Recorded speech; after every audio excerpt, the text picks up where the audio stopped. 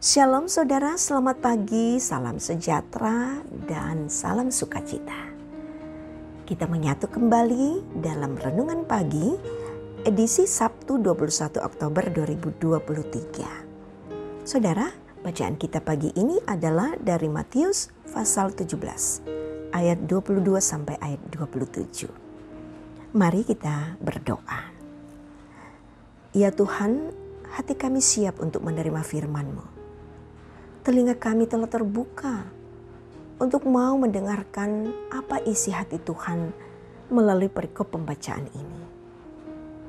Ya Roh Kudus, berkenan Engkau menolong kami, penuhi hati kami dengan hikmat-Mu, agar kami memperoleh hati yang paham tentang perkataan-perkataan Tuhan. Berbicaralah ya Tuhan, kami siap mendengar. Amin. Matius pasal 17 ayat 22 sampai ayat 27. Pemberitahuan kedua tentang penderitaan Yesus. Pada waktu Yesus dan murid-muridnya bersama-sama di Galilea, ia berkata kepada mereka, Anak manusia akan diserahkan ke dalam tangan manusia, dan mereka akan membunuh dia, dan pada hari ketiga ia akan dibangkitkan. Maka hati murid-muridnya itu pun sedih sekali. Ketika Yesus dan murid-muridnya tiba di Kafarnaum, datanglah pemungut bea bait Allah kepada Petrus dan berkata, Apakah gurumu tidak membayar bea 2 dirham itu? Jawabnya, memang membayar. Dan ketika Petrus masuk rumah, Yesus mendahulunya dengan pertanyaan, Apakah pendapatmu Simon? Dari siapakah raja-raja dunia ini memungut bea dan pajak? Dari rakyatnya atau dari orang asing?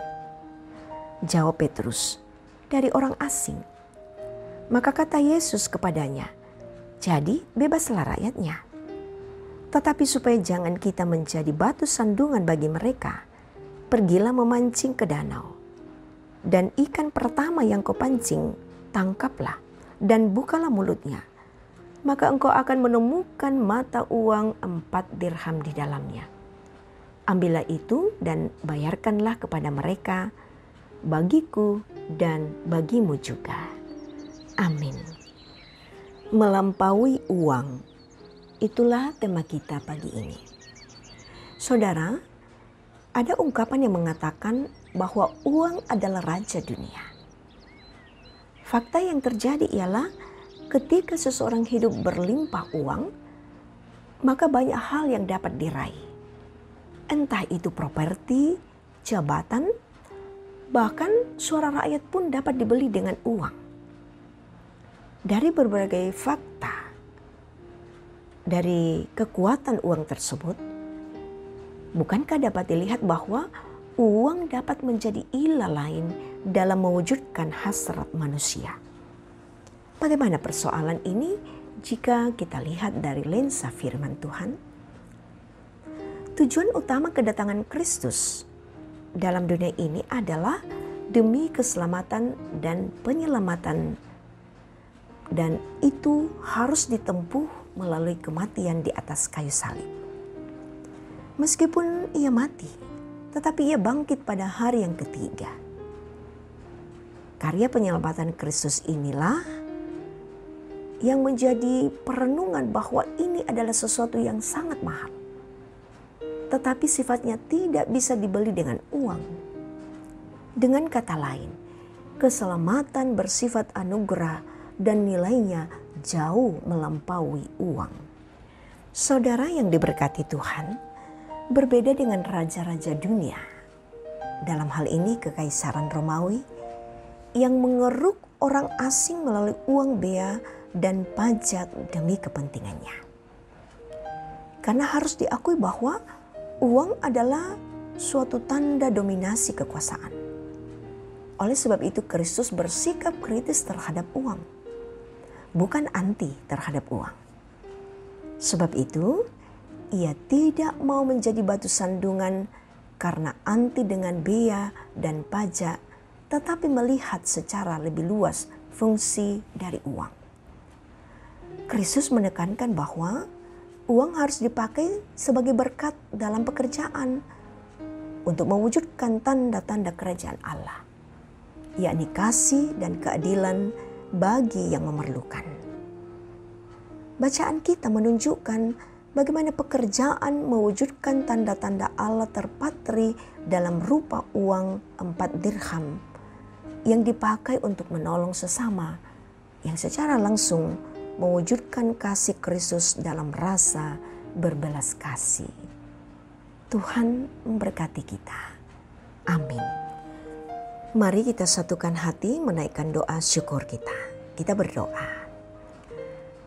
Ya Tuhan, kami bersyukur limpah terima kasih untuk berkat-Mu yang kami peroleh melalui perenungan firman saat ini. Ini semua adalah wujud kasih dan perkenaan Tuhan bagi kami untuk menjalani kehidupan kami hari ini. Kami bersyukur masih diberikan kesempatan untuk menikmati kehidupan dan segala aktivitas kami. Kami bersyukur bahwa Tuhan sudah memenuhi kami dengan kekuatan firman. Inilah yang menjadi bekal kami menjalani semua aktivitas kami hari ini untuk memuliakan Tuhan.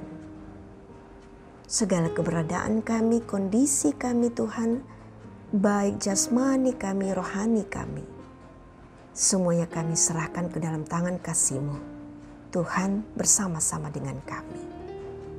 Setiap kami yang boleh menyatu di dalam renungan ini Tuhan, hamba berdoa, kami semua terberkati oleh sukacita daripada-Mu.